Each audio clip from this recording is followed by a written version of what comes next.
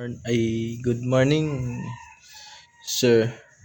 And this is my assignment on NAB. And I'm going to tell you right now that what I learned about on plotting coordinates on a nautical chart. Like, it's very simple, sir. When we find the place on the map of the ocean, we use latitude and longitude. Um, Latitude is equals up and down, and longitude is equals left and right, and each one has degrees, minutes, seconds.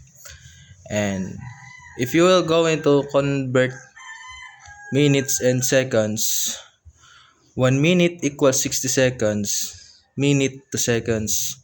Just multiply by 60, and you will now multiply 2 times 60 equals 120.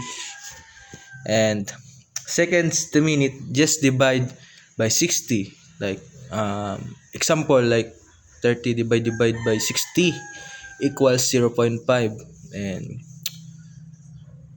how to flat coordinates, we have four examples. Like, find the latitude number on the side of the chart. Number 2, find the longitude number at the top or bottom. 3, move to the correct minute and second. And the last is draw lines where they meet is the location. And that's for all, sir. And thank you.